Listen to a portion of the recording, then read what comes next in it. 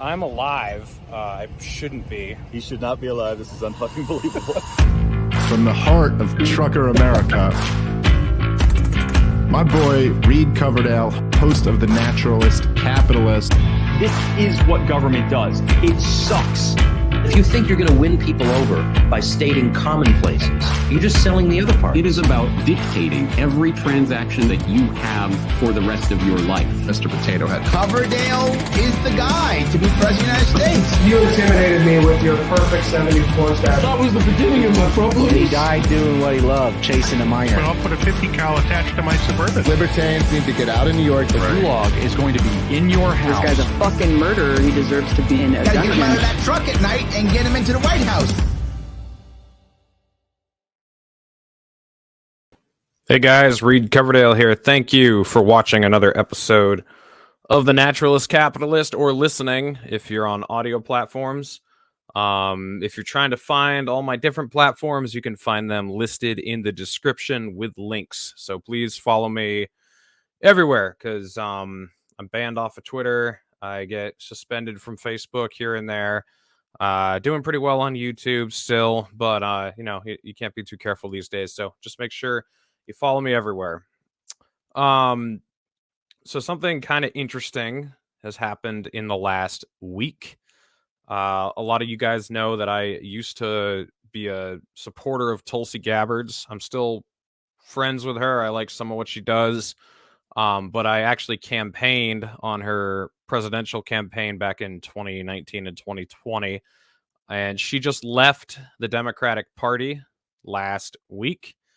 And then she made a list of kind of surprising endorsements. So I wanted to talk about that a little bit. So first off, I wanted to explain to those who don't know why I actually campaigned for her 2 years ago. So, or coming up, actually, I guess 3 years ago now, I started campaigning for her. It was fall of 2019. So 3 years ago.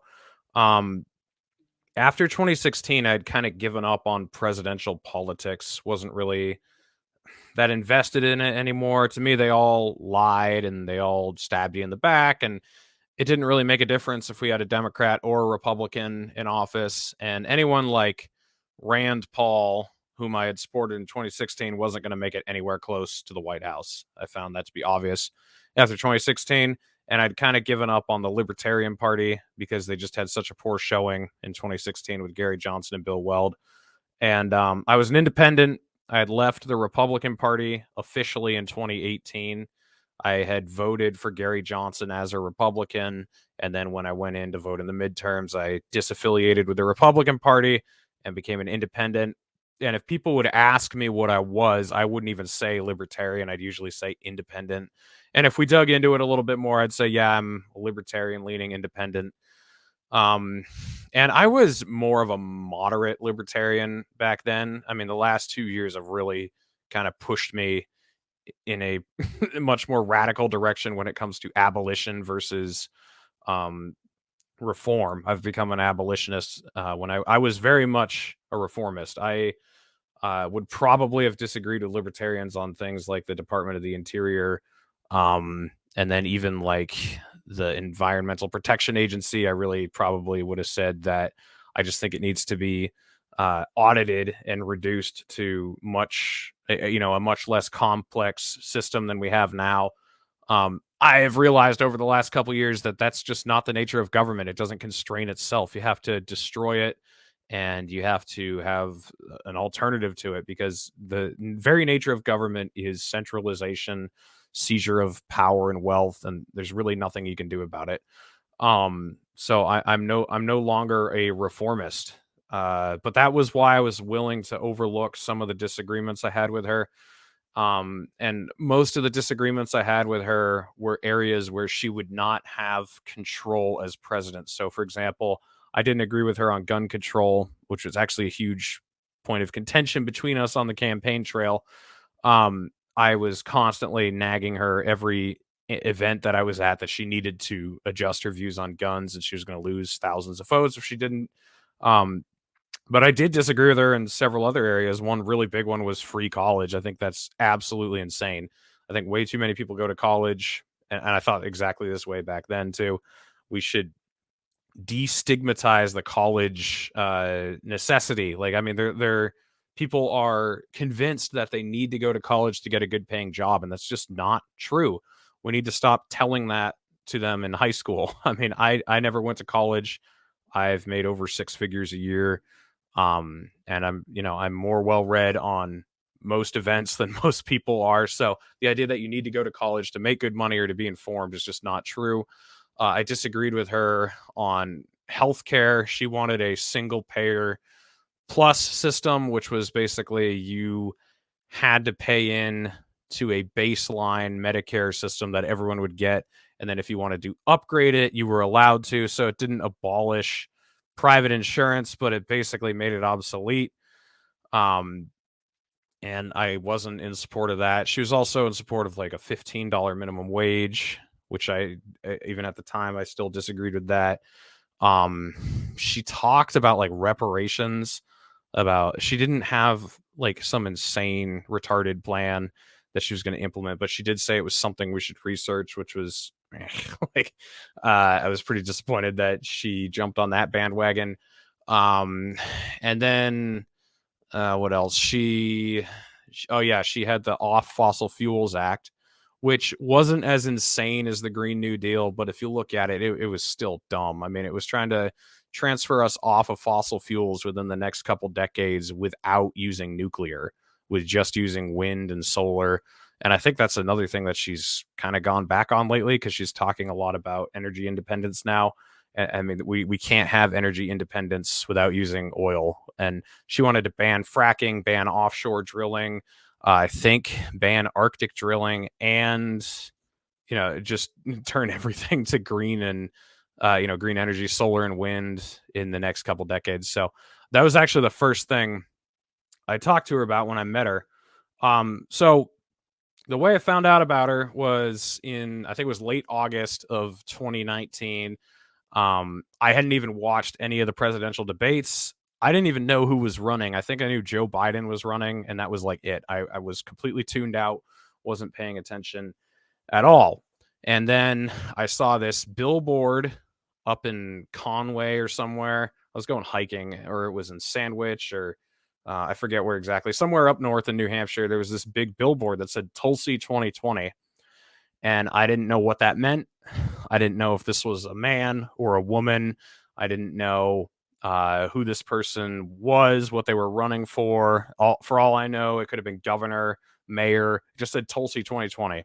Didn't say for president or anything. So didn't even know who that was. And then I went home after hiking, and I just was YouTubing something. I forget what it was. And this political ad popped up, and it was Tulsi. And she was talking about the border crisis. And she was saying, we can establish, common sense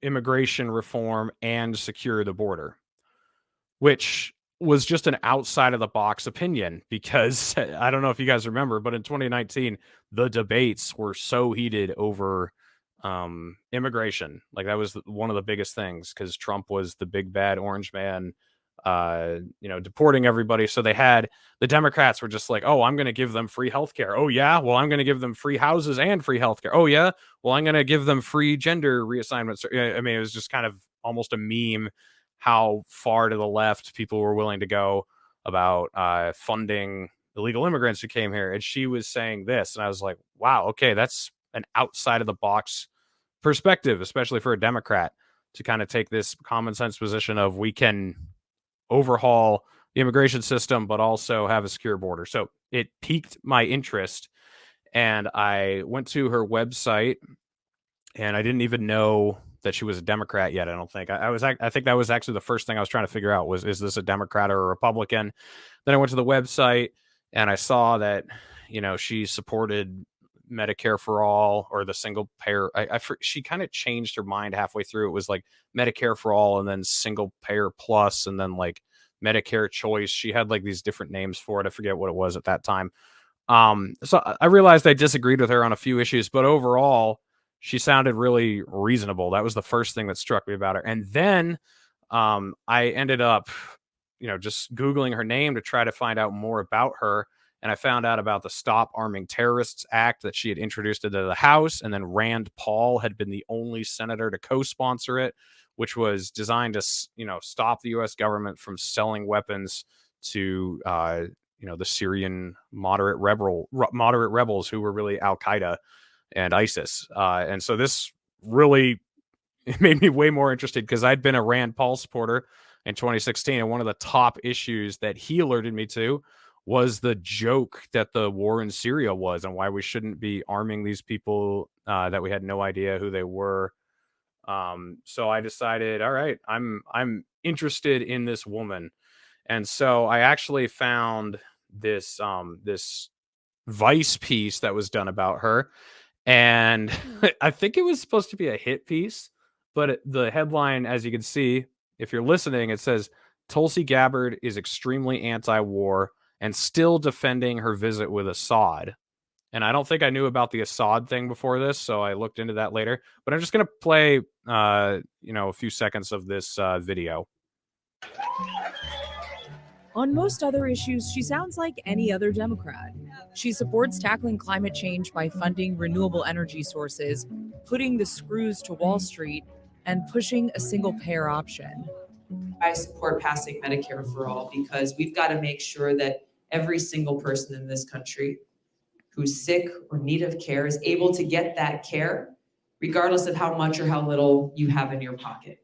Where she aligns with President Trump is wanting to bail on conflicts on foreign soil, like the one in Afghanistan. Now, there's an issue that's central to all of these that I think it's important to address, and that is the cost of war. Our foreign policy is inseparable from our domestic policy because as we're talking about the needs of our people, that requires resources, that requires investment. We as taxpayers are spending $4 billion every month in Afghanistan. She shocked people in 2017 when she played diplomat and flew to Syria, where she met with President Bashar al-Assad, a despot who's brutalized his people. Whatever you think about President Assad, the fact is that he is the president of Syria. In order for any peace agreement, in order for any possibility of a viable peace agreement to occur, there has to be a conversation with him. Do you believe that Assad was behind the use of chemical weapons that he used against his own people? There have been a lot of different chemical weapons attacks, and I think they have been perpetrated by the Assad government, as well as other terrorist groups and other actors on the ground. Sure, so the tough questions that I ask come from the understanding that I will do all that I can to not allow a single one more of my brothers and sisters in uniform to be used in a war being waged on false pretenses or to put their lives at risk unnecessarily in. Okay, so at this point, I was already in love. I mean, you don't have to do much more than say that. Like, once you are pointing out that regardless of how bad Assad or insert name of whatever dictator you want, regardless of how bad they are, they don't pose a threat to the United States national security, and no American soldiers should die fighting them. And, one of the few things I was hoping to get out of President Trump was a little bit of isolationism as far as foreign policy goes. I thought he was actually going to try to pull us out of Afghanistan, maybe, or that he wouldn't, continue the war in Syria. And he did put a little bit of a damper on. He stopped funding the terrorists, which was a good thing, but he didn't do nearly enough. He bombed them. He didn't pull the troops out. He just repositioned them, which even that gave him flack later on in his presidency. He was escalating tensions with Iran. So unfortunately, Donald Trump wasn't giving me a good enough reason to vote for him. I hadn't voted for him in 2016, but when he was elected, I was open-minded. And especially after the whole Kim Jong-un thing, I was really kind of open-minded about him because I had been a severe Trump critic in 2016 because he was saying some insane shit. But then once he got in there, it struck me that he wasn't really that much different than any other president. And they were just looking at him as some sort of extreme evil. And when he met with Kim Jong-un, 2 weeks after we thought we were going to be in nuclear war, and it somehow de-escalated, and he was meeting with Kim over in Korea. I was like, this is incredible, and everyone should be celebrating this. But the media was just dragging Trump through the mud, as though he were some sort of dictator sympathizer. And I was just like, what is going on here? Like, this is the best thing he has done his entire presidency. But that was really all he could give me. He vetoed the resolution to end the war in Yemen. He brought drone strikes to an all-time high and stopped the recording of how many drone strikes we'd done per year. He also dropped more bombs in 4 years than Obama did in 8. So he was not anti-war by any stretch. And I mean, he was just terrible on China. And the other thing that blew my mind is everyone was calling him a Russian asset, but he was funding the Ukrainians, and he started giving them weapons even when Obama wouldn't do that before. So I really was confused why he was being framed as a Russian asset or a dictator sympathizer, when my issues were that he wasn't dovish enough, like by any stretch. He was basically a repeat of Obama. That was my big issue with him, and that's why I wouldn't vote for him. So all these insults they're hurling at Tulsi, I was like, what are you talking about? This is all great stuff. This is amazing. This is exactly what we need in a president. Those were all that was what I was thinking about her. So I just wanted to play this ad real quick that she put out. This is an amazing anti-war ad she did that she did in 2019. Let's just play it here. Here are the steps that Donald Trump has taken to create a war with Iran. First, he tore up the Iran nuclear agreement. I am announcing today that the United States will withdraw from the Iran nuclear deal. Second, he has escalated crippling sanctions against Iran. The sanctions, kicking in at midnight Sunday, target Iran's oil exports, banking, and shipping, even though UN inspectors say Iran is still complying with the nuclear deal. The United States will pursue additional sanctions, tougher than ever before. Third, he designated Iran's military as a terrorist organization. Secretary of State Mike Pompeo has announced that the U.S. is designating the Iranian Revolutionary Guard as a terror group. Today, the United States is continuing to build its maximum pressure campaign against the Iranian regime. I'm announcing our intent to designate the Islamic Revolutionary Guard Corps, including its Quds Force, as a foreign terrorist organization. With this terror designation, the U.S. can sanction pretty much anybody who talks to or deals with or has any business whatsoever with the IRGC. And fourth, he continues to deploy more and more U.S. troops to the region. Just moments ago, the Pentagon authorized an additional 1,000 American troops to the Middle East in response to growing concerns over Iran. The Trump administration announced yesterday that a U.S. aircraft carrier and a bomber task force are being sent to areas closer to Iran. Yes, there will indeed be hell to pay. Let my message today be very clear. We are watching, and we will come after you. We've got to stop Donald Trump from starting a war with Iran. I'm asking you to join me and support my legislation, the No More Presidential Wars Act. All right. So that ad is just absolute fucking fire. Like I said, all the other candidates were not pushing back against Trump for his foreign policy. Some of them were saying that he was actually, like I said earlier, too much of a dictator sympathizer.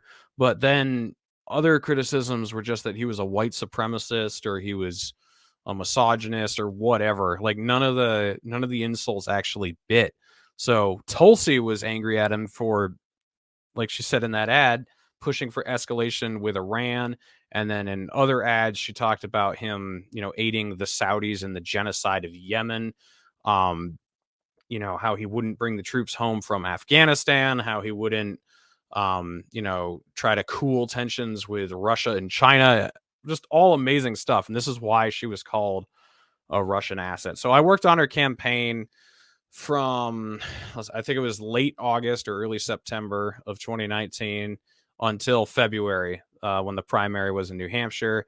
And it was an interesting group of people. We had libertarians, Republicans, independents, Democrats, socialists, commies, veterans. Every group imaginable was all together in support of Tulsi, which was kind of cool. It was kind of interesting that that many people, despite whatever disagreements they'd all come together under one banner.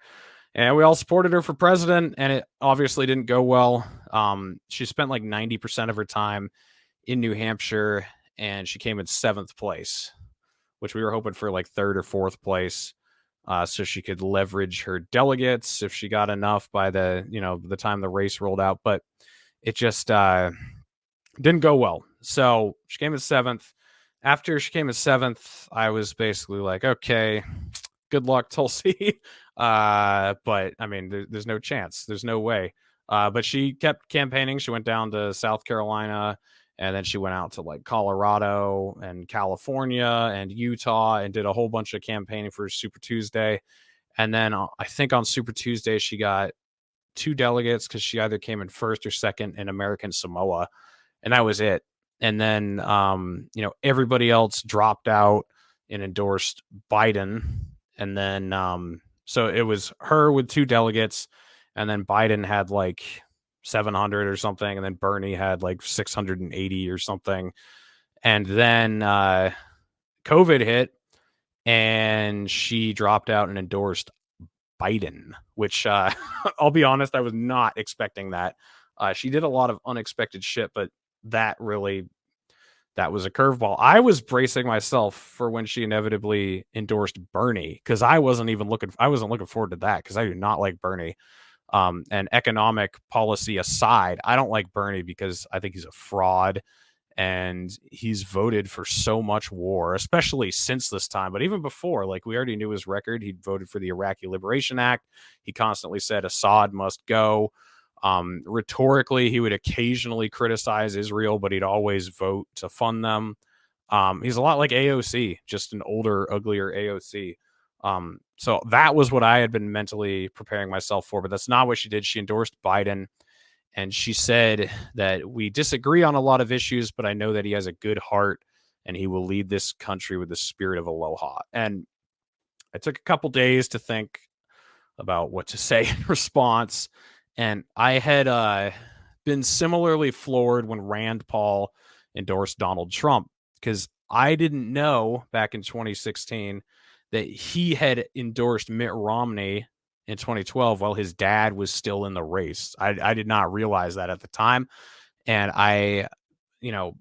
after Ron Paul's race in 2012, I went back and kind of looked at it admirably and watched a lot of the debate videos and everything in like 2013, 2014.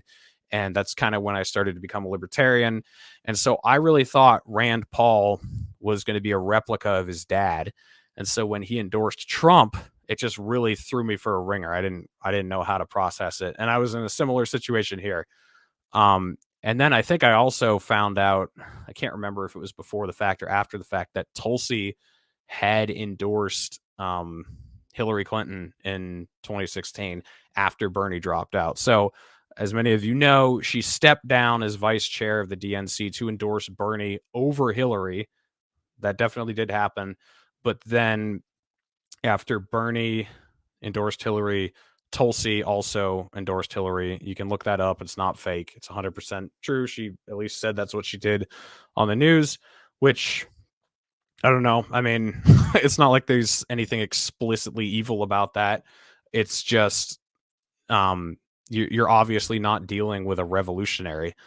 And so after a few days, this really didn't sit well with me, and I was really upset that she did it. And the reason I was so upset is because I'd campaigned for her, and I'd told people, like, this is the real deal. She's great. She's, different than everybody else. And even though she'd been, slighted by the Democratic Party so much and just marginalized, pushed out of the debates. I mean, I protested here in New Hampshire when she was not allowed to debate. And, all this shit had happened to her. And so I was hoping she was just going to give the Democrats a fist and be like, fuck you, I'm out. But that's not what she did. She endorsed Biden, which I feel like I kind of knew she was going to eventually endorse the nominee, but it was like, why did you have to make such a big deal out of it? And especially while the race is still going. And I know Bernie's bad, but he's not Biden. Like, Biden is so awful. And I don't know. It just didn't sit well with me. So, ever since then, I've had like an on and off approval of Tulsi. So she initially kind of went all in on COVID. She was upset at the governor of Hawaii for not shutting the state down quickly enough. And she was constantly tweeting about how we need to shut down air travel and we need to do contact tracing. And she actually was a co-sponsor of the Trace Act. I think it was HR 666, which is kind of funny. And back in 2020, this was right around the time I started my show. I think I talked about it at the time that she was doing that, and it really shocked me that she'd be willing to go that far on all this crap. So she kind of went all in on it. And then it seemed like throughout the summer, the Democrats just completely rejected her. They didn't let her speak at the DNC rally, where I think almost every other presidential candidate was allowed to speak, even ones that didn't win any delegates. And then her arch nemesis, Kamala Harris, ended up being the VP pick. And so after that, Tulsi kind of reignited her independent spirit, and she introduced some great legislation toward the end of her career in Congress. She introduced like the End the Patriot Act bill with Thomas Massie. She introduced legislation to free Assange, to pardon Snowden, and then to repeal the Espionage Act. All really, really great stuff. And then she threw some weird curveballs about like abortion and transgender people on sports teams. I don't really care so much about that, but it was kind of a, whoa, what's going on here? So then I was a fan of her again, tepidly. I was like, okay. And so now she was pushed out of the Democrat Party. And I thought, well, the libertarians should talk to her. Like, we don't want to run her for president or anything. But we should talk to her and maybe talk to her about joining the party. And she could be some sort of figurehead, maybe run for vice president or something, because that's a mostly ceremonial role anyway. And so I actually tried to set up some connections for her, and several people told me, yeah, I'd totally be willing to talk to her. And we got in contact with her, and it was just kind of left on her end, like, okay, all these people are willing to talk to you, tell us what you want. And then nothing happened. And so then, since then she's kind of gone back and forth. Like, some days I really, really like what she has to say, and then some days she just says like the dumbest shit ever. Usually the dumbest shit ever is stuff surrounding 9/11 and why the terrorists attacked us or whatever. And then she had this really bad moment on Tucker Carlson where she was talking about how drone strikes are how we should be fighting wars because they're targeted and they only kill the people intended. And it was when Tucker was asking her, how should we hold accountable these people that got a bunch of civilians murdered in a drone strike in Afghanistan, and why aren't they getting fired? And she came on and basically said, well, yeah, that's bad, but we really, should do more drone strikes in it.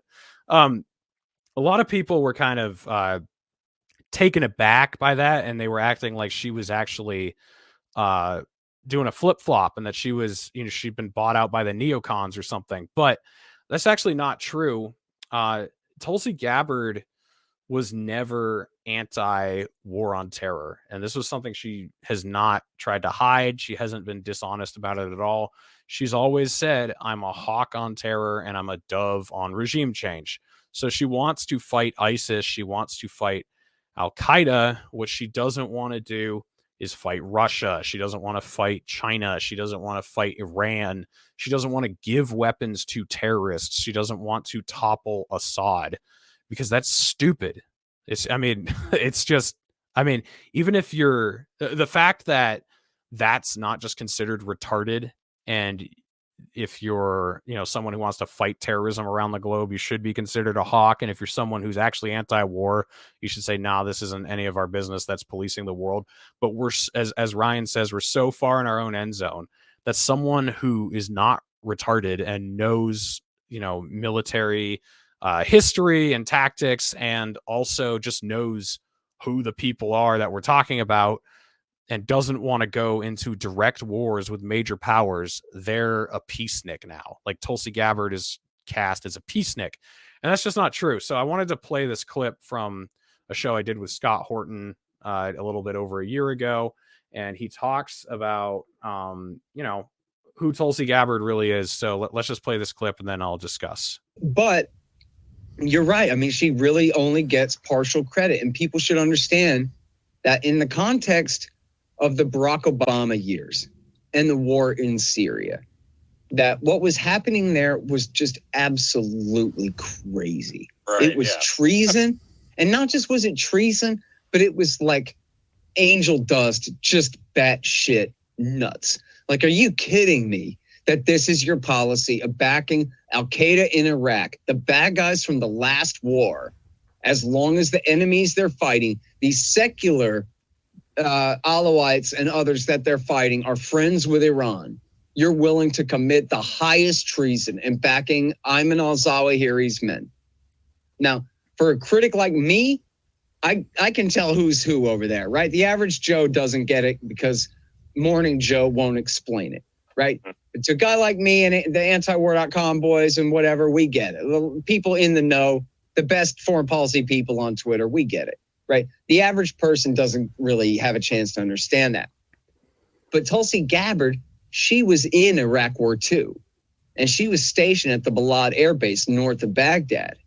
And so the guys who were, and she was like at a medical unit, right? She was a major in a medical unit. So there are people who are wounded and dying around her, horribly maimed and dying around her, fighting the Sunni insurgency in Iraq War II.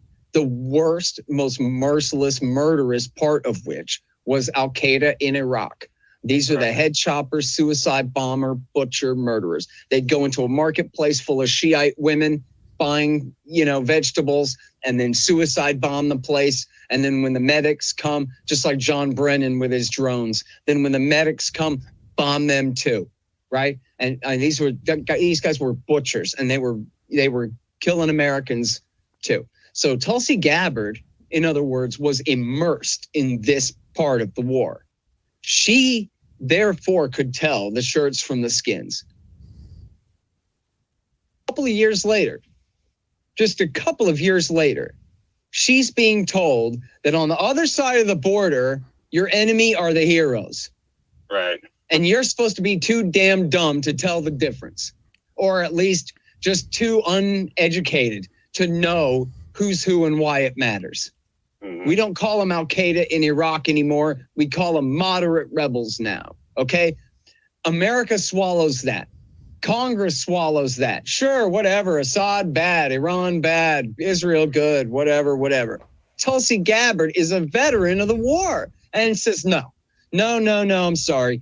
The Sunni-based insurgency, of which Al-Qaeda in Iraq and Syria is the bloody vanguard edge, they are my enemy and they always will be, right? There's a woman who can still taste the blood of her fallen comrades who fought these men. These same exact men, Reed, who had now crossed the border, okay? Not just the same group. Some of these same men from Al-Qaeda in Iraq. So now you have America is Alice in Wonderland, completely nutso, and Tulsi Gabbard is standing still and being sane, right? And saying, this is crazy. We should not be doing this. Right. Okay? But that means that she's only halfway to peace.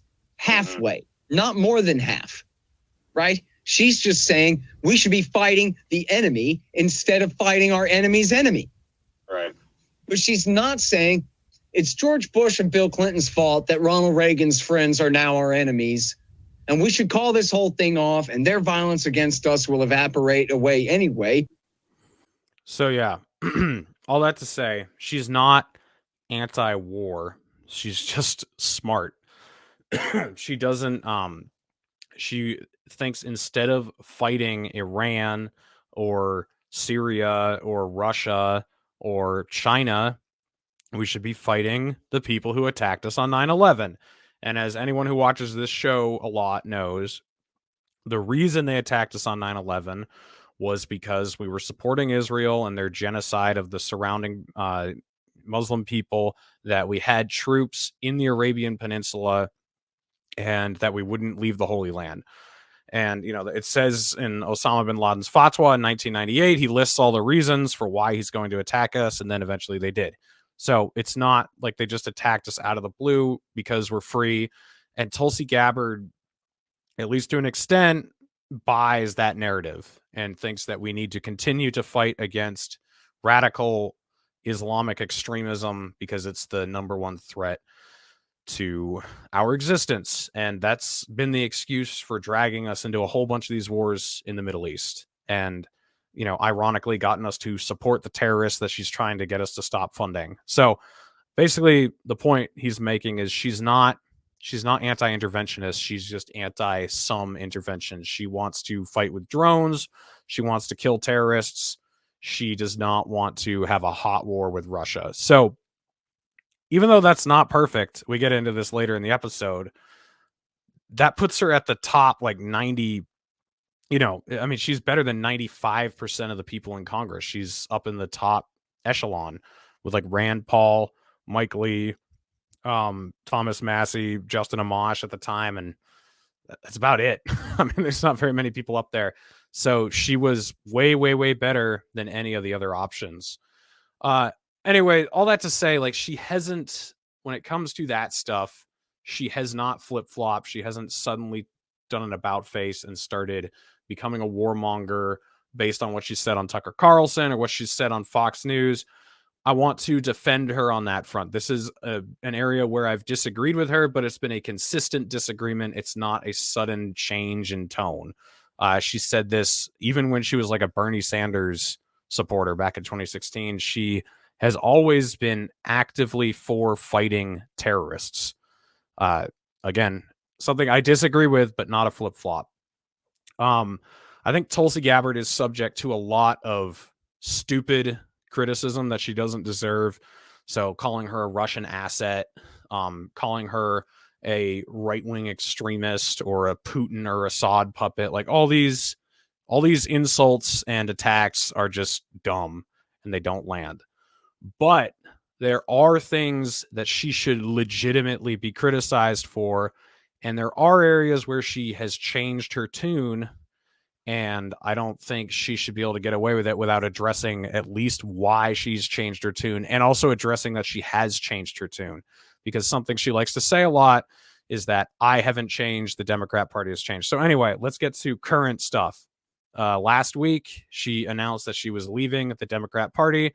She put out her first episode of her podcast. We're just going to watch a few seconds from that podcast explaining why she left.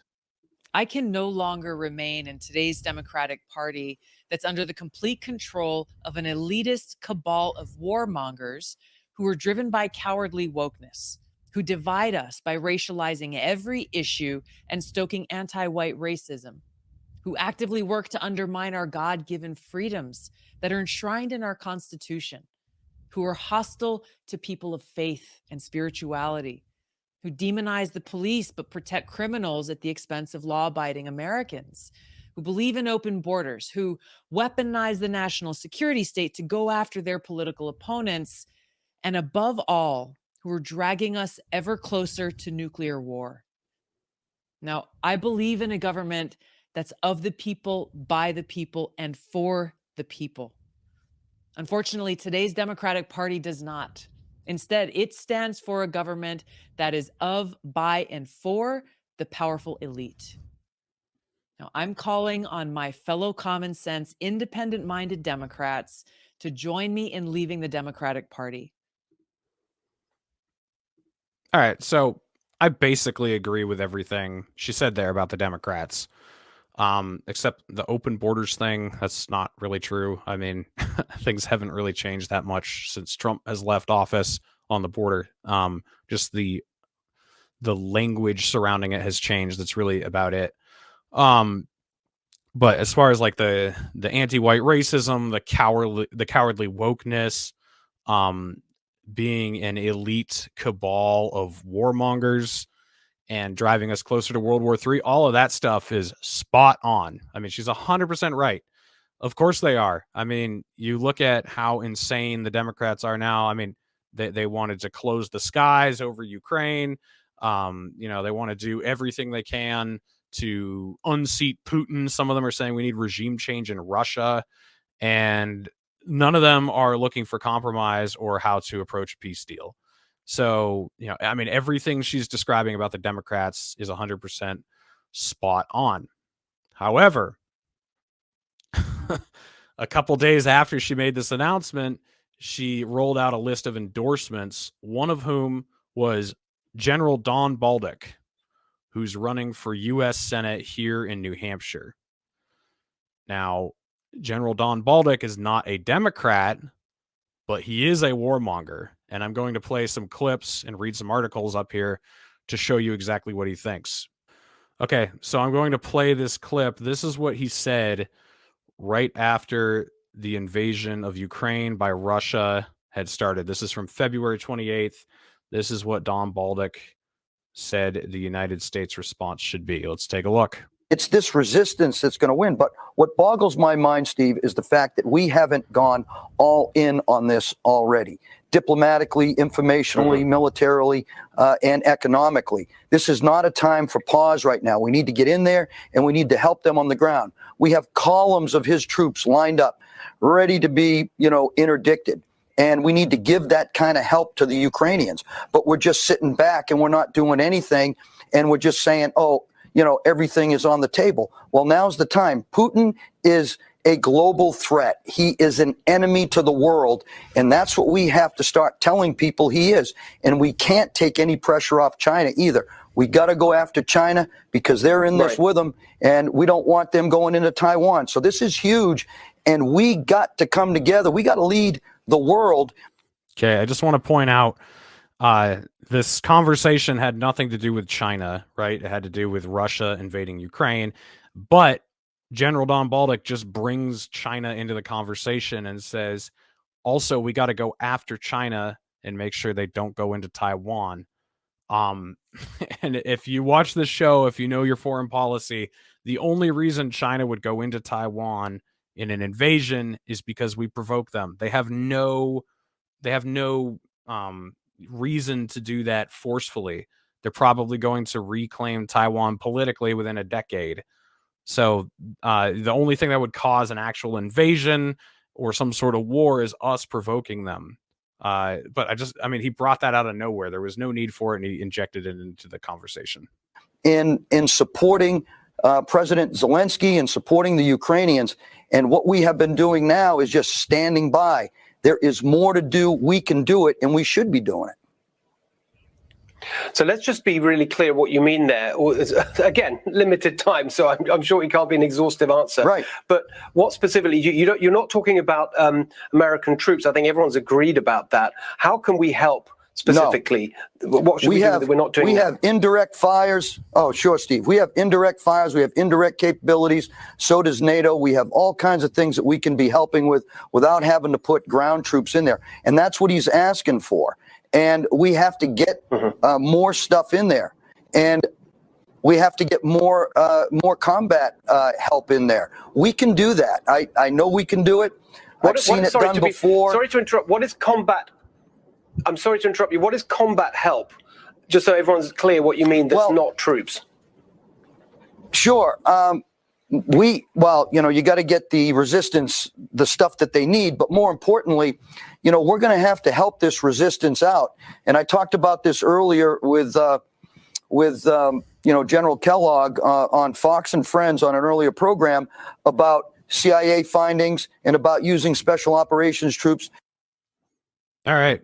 So in that clip, he said, we've got columns of his troops lined up, ready to be interdicted. He's talking about Putin's troops. So they got all the columns of tanks and infantry and artillery ready to be interdicted. That means ready for us to airstrike them or take them out with artillery. So that's what this guy wants.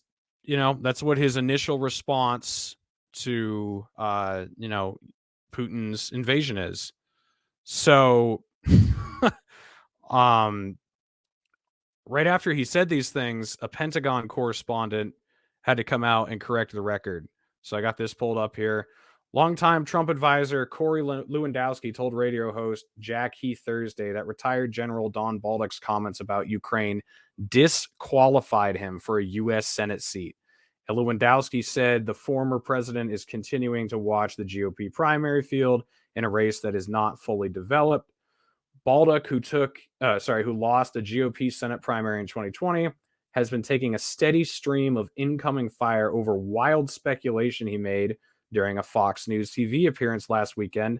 His comments about how the CIA or military could get in there on the ground in Ukraine using special operations troops and indirect fires and direct capabilities to attack Russian targets were viewed as so inflammatory, he was called out on the air by the network's Pentagon correspondent. Clearly, Brigadier General Bolduc is not a student of history, said Jennifer Griffin. He's a politician. He is not a military strategist. To suggest that the U.S. would put an indirect fire or special operations or CIA on the ground to give Putin an excuse to broaden this conflict is extremely dangerous talk at a time like this. Lewandowski expressed similar views when Heath asked him about Trump's potential role in the September primary in New Hampshire. I spoke to the president yesterday specifically about this race, Lewandowski said, and this is not the president's opinion, it's mine. The comments that Don Bolduc made on Fox News this weekend completely disqualify him from a chance at the U.S. state Senate. To think that we're going to get American troops on the ground there or CIA or special forces on the ground there, I think it's a disqualifying factor. So, Don Bolduc was too insane for the Pentagon. The Pentagon basically had to release a statement saying, no, this is insane. We're not going to do that. And you guys got to remember, he's a general. He's not like, it's not like he was a governor or like he was just a congressman or like he was just a farmer or a truck driver or just some random job. He's a general and he knew he was going to get asked about this. So it's not like it was at a town hall event where someone asked him off the cuff about something he doesn't know anything about. This is his specialty. And that was his answer. And it's not just with Ukraine. He's also, he's also said that we shouldn't leave Afghanistan. I'm going to play the next clip where he criticizes the Biden administration for leaving Afghanistan, not saying we could have just done it better or something, but that we shouldn't have left in the first place. So I'll play this clip and then we'll talk about it a little bit. Yeah, this is wrong. I wasn't bashful in 2014, in 2013 and 14 when I told the administration their change of strategy from combat operations to non-combat operations was a strategic and policy mistake, big time. And I'm not afraid to tell them now that it is another mistake, and it's wishful thinking on their part. It's poor strategy. It puts Americans' lives in danger. It sends a terrible geopolitical message across the world to America, what we stand for and what we will do, how we will support our allies, and how we will fight against our enemies, both foreign and domestic. This is wrong. All right, so there you got it. General Don Bolduc did not want to leave Afghanistan. And you remember that clip I played from 2019 where Tulsi was talking about how we spend $4 billion every month in Afghanistan. And there's no excuse for it. So this guy has made all sorts of inflammatory statements. He wanted more sanctions. He was upset that basically Joe Biden wasn't doing enough. That was his number one criticism. Like, I don't know what's taking him so long. He signed a letter with 42 senators, including Tom Cotton and a couple others saying, like, what the hell? We need to get in there and do stuff right now. So he has changed a little bit on his delivery surrounding Russia, but he still has all the same, policies surrounding China and Iran. This is what Don Bolduc says about foreign policy. Don Bolduc has served as a military leader across the globe and knows we must counter the Chinese Communist Party and rogue nations like North Korea and Iran. We must overhaul American diplomacy to focus on our national security, our supply chains, and our economy. Senator Hassan supports the Biden administration's failed foreign policy agenda from the disastrous Afghanistan withdrawal to the administration's aimlessness on Russia and China, U.S. national security is at a much greater risk than it was just a few years ago. So realize what he's saying here. The disastrous Afghanistan withdrawal. Okay, I mean, it is fair to criticize the Afghanistan withdrawal, but the problem with the withdrawal is it didn't happen when Trump organized the deal. He made the deal with the Taliban to be out by May, and then Joe Biden took over and he pushed it back to September. And then the Taliban just proceeded as usual and, you know, acted like we weren't even there. And that's why we had all this crossover. We had people grabbing onto, you know, C5s and C-130s as they were flying out of Bagram Air Base. And, you know, that's that was the problem, that we didn't leave when we were supposed to. But that's not what Don Bolduc thinks. He says the same thing he said in 2013 and 2014, that we can't reassess to an idea of leaving. Like, we need military operations in Afghanistan. That's been his position. And then the administration's aimlessness on Russia and China, not their escalation of tensions, not the fact that we're trying to counter either of them. In fact, in his first paragraph here, he says, counter the Chinese Communist Party and nations like North Korea and Iran. So his problem isn't explicitly that we're pushing for war with Russia and China. It's just we're not doing it the right way. And you saw from his early comments what the right way would have been. It would have been attacking Russian troops as they entered Ukraine. And who knows what he's going to say we should do about China. If, you know, tensions are getting hot with China. If this guy's in the Senate, what is he going to say that we should do? And tensions have always been hot with Iran. What is he going to say we should do about Iran? I certainly don't trust this guy at all.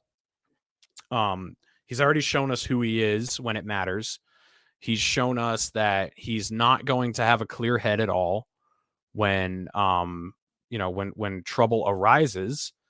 And he's a neocon. I mean, I try not to use that word too much. Like, some people call Tulsi Gabbard a neocon. I don't think that's fair. Some people would call, like, Matt Gaetz a neocon. I don't think that's fair.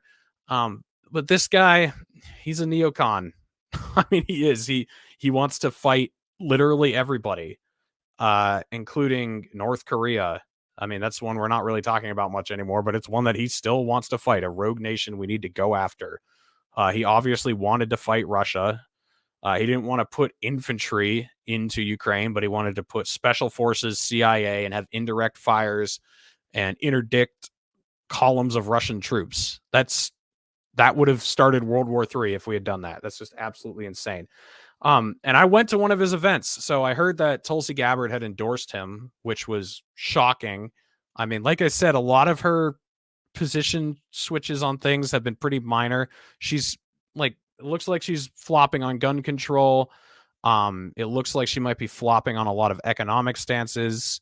And she, you know, the Democrats have gotten crazier than her, so she can use this to be like, oh, that's just way too nuts. I never believed in any of that, which isn't really true. She wanted gun control. She wanted, a single payer healthcare system or whatever, but she can say the Democrats have gotten so insane that they don't represent her views anymore, and then become more conservative on those things without like too much pushback.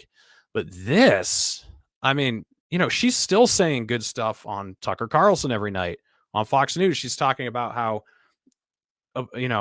trying to avoid nuclear Armageddon is the most important thing in the world. And if we don't do that, then there is no tomorrow. We have no neighbors. The world is gone.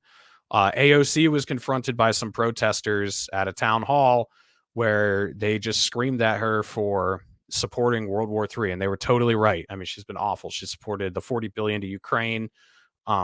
She's done nothing but talk about how this is all on Russia.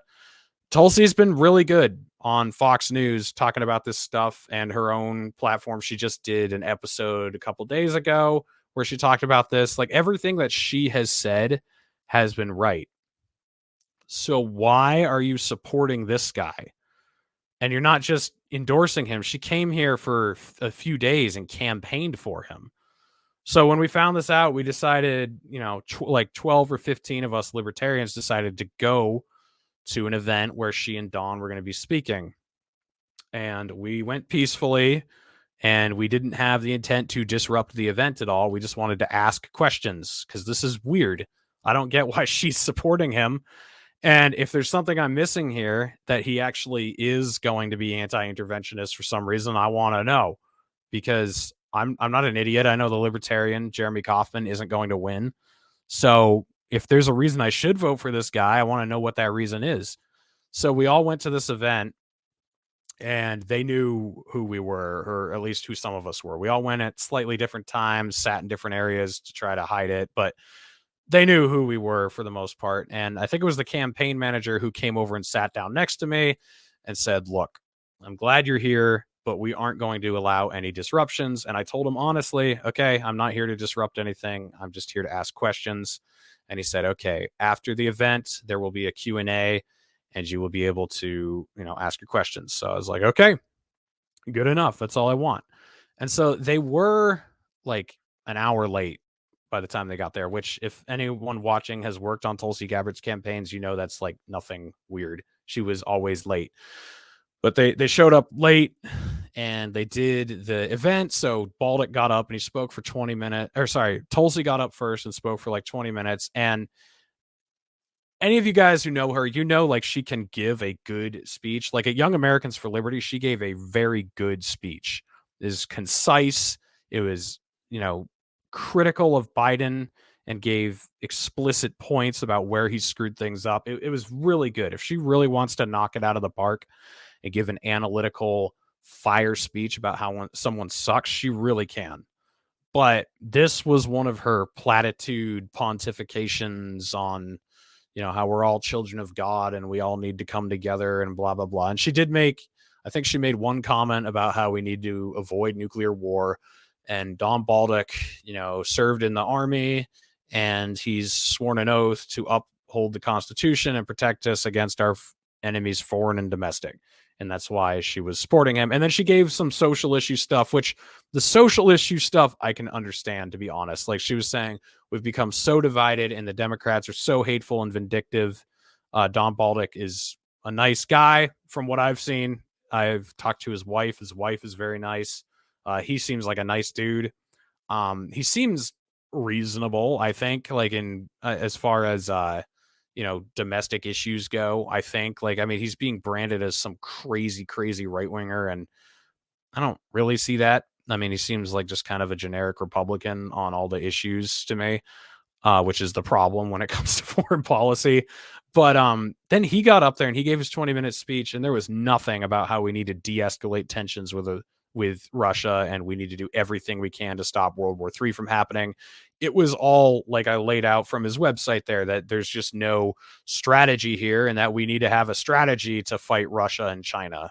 It's not about we need to stop. It's just we need to have a strategy, which if the strategy is directly attacking Russian troops, then he's worse than Hassan. Hassan's awful. She voted for the $40 billion to Ukraine, and she said we need bipartisan support for this effort against Russia. But she is, as far as I know, at least, I don't think she's ever said anything so inflammatory that the Pentagon has had to come out and say, yo, don't say that. That doesn't represent us. So, during his speech, he actually said, the United States military saves more lives than it takes. So this guy is just a neocon. Everything about him, like we fight him over there, so we don't have to fight him over here. We need to show, peace through strength is one of his slogans. He's calling this the America Strength Tour as he's campaigning around New Hampshire. There's nothing about humility or like trying to, de-escalate tensions. It's all about we don't have a strategy, which that isn't a good thing. Like to say, a strategy could be a good thing, but not the type of strategy he's looking for. I don't think a good strategy would be figuring out how we can come to the table and come to a peace deal. And he has not been explicit about it. And so this is what I really wanted to ask him. Like, what do you think we should do explicitly? Like, you've said a lot of statements that have been condemned by the Pentagon, that really set a lot of us off. And now Tulsi Gabbard, who says all the right stuff, at least about World War III is endorsing you. So why should we listen to you? Like, what are we missing here? That was what my question was going to be. And I had all his quotes from Fox News that I just showed to you guys so that I could have it there to back up my statement. Because of course, all his supporters would just be like, no, you're lying. He never said any of that. So I wanted to have the transcript ready to go. But anyway, they did their event, and then they just walked off the stage and then ran out the back door and never did a Q&A. So I think being late had something to do with it, but I also do think that they knew a lot of us were there and they didn't want an embarrassing moment. So they just whisked them off the stage and out the back door.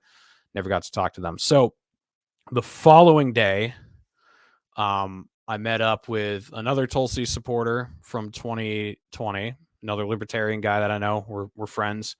And we went to another event where she was, so let me backtrack a little bit. So there was a small scuffle at the end of this. So when they went off the stage, they went into like a lobby in another room, and we actually went and tried to go talk to them. And that's when they ran out the back door.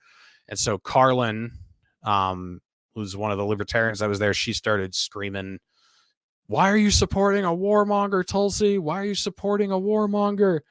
And they went out the back door, and then a bunch of Bolduc supporters swarmed her, Carlin, and just started yelling at her. And so I decided not to get into the yelling, screaming match because I wanted to get to more events, and I also didn't want to sacrifice an opportunity to ask a question, and I still want to get Don on my show or Tulsi on my show. So I just stood there, and one guy came up to me looking all tough, and he could tell I was with the libertarians, and so he said he was a Tulsi supporter. And I said, "Oh yeah, me too, 2 years ago." And he like was denying that I was. I was like, "No, I definitely was. I put in signs for her, protested her not being allowed in the debates, all that type of stuff." And he was just yelling in my face that Bolduc was better than Hassan, so we had to vote for Bolduc. And I was making the statement like, "Look, that's just so retarded hearing that from a Tulsi supporter, because the Tulsi supporters that I was with, that I stood shoulder to shoulder with, we were constantly being told, you have to vote for Bernie. He's the only one with a chance." And I was like, well, I wouldn't vote for Bernie. He's a warmonger. He doesn't represent my values in any way.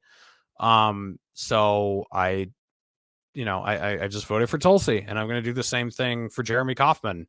And so they were, yelling at me. And one of the guys said, it was the same guy who was yelling in my face. He said, anyone that Tulsi endorses is, good by me. And I said, "Oh, really?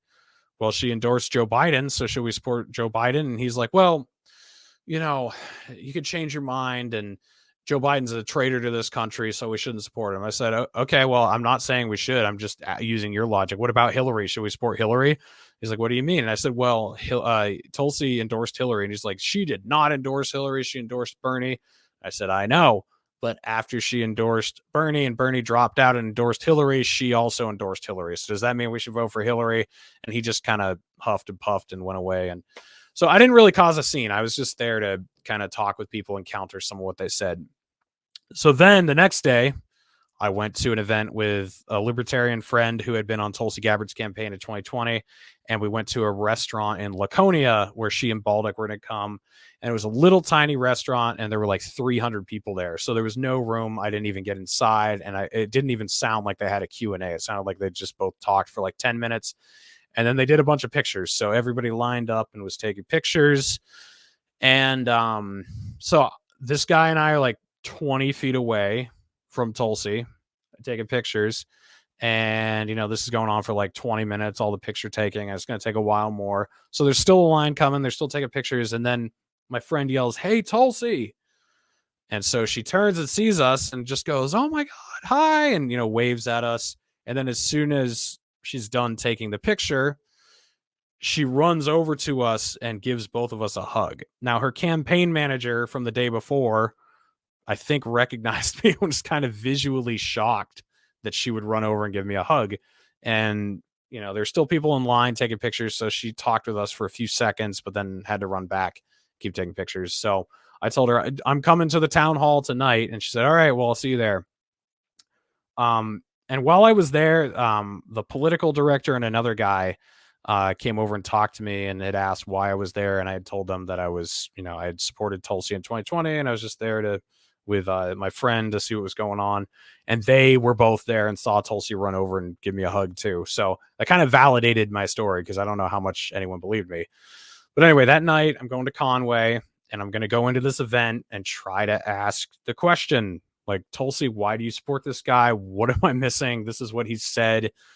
He doesn't sound very anti-war, which is a completely legitimate question for all of us to ask. There's nothing, there's nothing conniving or devious about that at all. It's a completely fair question. So anyway, I'm standing in line and the political director and another guy come over to me and ask me, hey, we need to talk to you, because they recognized me from the day before and from Laconia. So they pulled me aside and they said, hey, what are you doing here? And I said, I'm just here to ask questions. I said, look, I was supposed to have the general on my show because a few weeks earlier I'd been at a Bolduc event. This was before Tulsi had endorsed him. And I sat down next to his wife, Sharon, and talked with her. And she seemed nice. And she gave me her phone number. And she said she'd connect me with Bolduc and get him on my show. And I had to kind of bug her for a week or two. And then finally she got me in contact with the media team. And then the media team called me a couple days before I was here in Conway and said, we're not going to have time to get him on your show. And so I was like, okay, if there's no time, I just got to come here and ask the question directly because I don't really know how else we're going to know. And they said, well, what are you going to ask him? And so I told them, look, I've got important questions around foreign policy, and he has made statements that I find troubling. So I want to know where he stands. And I supported Tulsi in 2020. You saw her run over and give me a hug. I wasn't lying about that shit. And she endorsed him. So I want to know why and what I'm missing out of here. And then I said, look, you guys are behind Hassan in the polls. If you want to win this election, you need libertarians to support you, and they're not gonna if you don't answer this question, because we all think this is the most existential threat to our existence and the most important issue right now. And they said, well, what about if we get the general on your show? And I was like, that would be great. And they said, because we're worried you're going to go in there and cause a scene. And I said, why would I cause a scene? I could have done it yesterday. I could have done it earlier today. There were plenty of opportunities I never did. And they said, yeah, well, that woman that was with you did. And I said, I can't control what she does. I'm my own person. And they said, look, we can disinvite you from this event if we want. And I said, yeah, you can, but why? I mean, what have I done? And they said, well, what if we get him on your show? And I said, if you can get him on my show, I won't go in at all. But I've already talked to the media team and they said there's no time. And the political director said, look, I can get him on your show. And I said, look, all right, guys, fine. I will not go into this event. I won't ask any questions. I'll just buzz off if you can get him on my show. So we exchanged phone numbers, and he has actually kept up with me over the last couple of days. So maybe this will happen, but I'm just calling once a day, making sure that this actually happens, because the completely fair questions to ask the general why he said that stuff and why we should think he's going to be a better choice than Hassan, why he'll help us avert nuclear war. Because, from what I've seen, it seems like he's more likely to get us into nuclear war than she is. I think he's criticized the $40 billion to Ukraine, which is great. But the reason he criticized it is because there's no clear strategy. And from what he has outlined as his clear strategies in the past, it's like, yikes, dude. Attacking Russian troops, not a good clear strategy. I actually prefer the 40 billion to Ukraine instead of attacking Russian troops. So hopefully that happens. Hopefully it comes on my show. But all this to say, unless there's some more light drawn to this, that I'm just massively missing something, or if Tulsi somehow pushed him in a new direction that I'm not aware of, I don't get this at all. This flies in the face of everything that I supported her for. So I am not going to vote for Don Bolduc. I'm going to vote for Jeremy Kauffman. And I think the Republicans need to start learning that if they want to win races in New Hampshire, they've got to placate libertarians. They can't run war hawks and get us to vote for them. I mean, I'm sorry, but I mean, we have a lot of libertarian strength in the state house, and we have a lot of Democrats elected to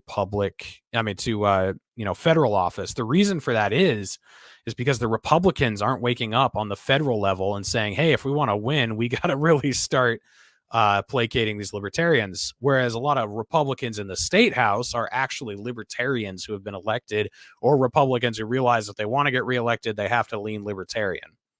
So the federal races haven't figured that out yet. And that's why so many Democrats keep winning, because we're not going to go out and support an awful Republican. We'll just vote libertarian or stay home. And I think we have to keep sending that message. If we start just voting Republican because they're not quite as bad, and in this case, I'm not even convinced that he's not quite as bad as her. I think he might be worse. As long as they're not willing to answer that question and let us scrutinize them and let us pressure them to be better, then they're not going to get our votes. So, General, please come on the show. This is still an open invitation. I will let you answer the questions. I'm not going to cut you off, but you got to answer for the stuff you said about Ukraine and Russia, and the stuff you're still saying about China and Iran and North Korea, and why we should expect you to not lead us into a nuclear holocaust. And I think I've already mentioned this, but Tulsi's secretary actually did get back to me a couple weeks ago and said, okay, we're hoping to have her on your podcast soon. She's going to start up her own podcast and be doing other appearances soon. And so they first teased her podcast in January of 2021. And so I was like, oh yeah, sure. Okay. Cause this was before she did her first episode. I was like, yep. All right, whatever. That soon, that could mean next year or in a decade. Who has any idea what that means? But as you guys saw, she did release her first episode a few days ago, and her second episode just yesterday. And now she is going on other shows. She went on Megyn Kelly's show. She went on Meghan McCain's podcast. She went on a few different ones. So those are obviously way higher profile than my show is. So I don't know when I'll show up on the list, but hopefully that happens soon. And I'm going to put these same questions to Tulsi. I think they're completely fair things to ask her. And I want to dig into what her philosophy is a little bit more. I don't, a lot of people think she's this one really is, this endorsement of Bolduc is the one that's that I just don't get. This does seem like a violation of principles. But as far as the rest of her philosophy goes, I don't think it really ever existed. I don't think she had a philosophy. It's her philosophy has been, I want what's best for the American people. So she's been a nationalist, a patriot, and a little bit of a hippie her whole life. And those are David Feite's words, but I think it's pretty accurate. And she's never grounded herself in any sort of philosophical constraints. So, for example, Ron Paul had a philosophy of non-aggression, and so that would drive his decisions. But if you're just if what's driving your decisions is I want what's best for the American people, that can justify away almost anything. In fact, Tulsi was here a couple days ago. She compared Joe Biden to Hitler in a statement where she said even Hitler thought what he was doing was right. And that's where Joe Biden is. Joe Biden thinks what he's doing is right, but it's not helping the American people. So you can kind of flip that around and be like, okay, Tulsi, but you've shown during the beginning of the COVID stuff, you were kind of all on board with it.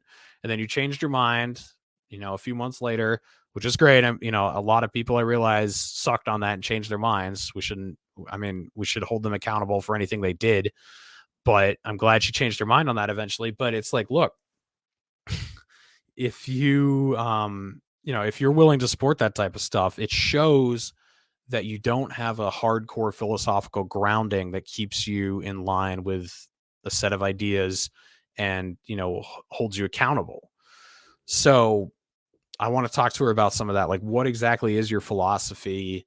And I want to challenge her on a few areas where I think she has actually flip-flopped or changed, for a nicer word, and ask her to at least acknowledge that she's changed and tell us why. So that'll be an amazing episode if it happens. I know I've been teasing it for forever, but I've done everything on my end that I can. I've harassed her, annoyed her, I saw her in Florida a couple months ago, and then a couple days ago here in New Hampshire, both times. Very friendly. So I think that relationship is still intact. But, you know, she's a political figure, and so regardless of what a nice lady she is, which she is, she's a very nice lady. She's very cordial, very, very kind. Regardless of all that, like, we gotta hold her accountable, especially if you campaigned for her like I did. So that'll be interesting, but keep your eye out. I'm hoping to get Bolduc on the show now because the campaign said they would make it happen. So I'll be working on that. And if they don't, I guess I'll just have to go to an event again and try to get a question in, and then maybe they'll kick me out, because they didn't like technically kick me out of this last one, but they did ask me to leave basically in exchange for an interview. So, all right, let's make it happen. Mr. Bolduc, you know, if you want to win this election, this is a question you have to answer to libertarians. So, you know, come on the show. But that's it. I'll be having Shane Hazel on soon. I think next Monday. He did a great job in the debates in Georgia. Unfortunately, it looks like Jeremy Kauffman isn't going to be in the debates here in New Hampshire. They've got stupid polling requirements they didn't have in Georgia. But yeah, guys, just watch this stuff and research Bolduc. You know, he hasn't given me any reason to trust him. And then on top of like all these crazy things he said about foreign policy, he's been a flip-flopper. Like on the election, he signed a letter with a bunch of generals or something saying that the 2020 election was stolen. And then a couple days after he won the primary, he said, look, I've learned and I've talked to a lot of people in New Hampshire. I don't think the election was stolen. So it's like, dude, which one is it? And if you're willing to change your opinion on something like that flippantly, why should we believe you're going to stand up for us? So these are all questions you should be asking of your elected officials. And I don't think he'd even disagree with that we should be asking these questions. So I hope to have him on, and then I'll be having Tulsi on at some point. But I hope this was helpful information for anyone in New Hampshire or anyone nationally who's wondering about Tulsi. Like, just like with Donald Trump, there are legit criticisms of her, and then there's bullshit criticisms of her. And just like Trump supporters, her rabid fan base kind of groups all criticisms of her into the bullshit department, where that's not exactly accurate. There are criticisms of her that are valid, just like there are ones of Trump, like Trump with Yemen, or his support for the Saudis, or his support for Israel, or doubling the military budget, or all the drone strikes. So those are all completely legitimate criticisms of him, but it gets lumped in with, Russian asset, literally Hitler or whatever. The same things happen with Tulsi, like the questioning about the war on terrorism, or, why she's campaigning for a war hawk. Like those are legit, and it gets lumped in with, Assad toady and Russian spy, which are bullshit. So, it'll be interesting coming down the pipe to see what we got. Thanks for watching. Subscribe if you haven't, and follow me on all those alternative media platforms listed in the description. I will catch you guys on the next episode.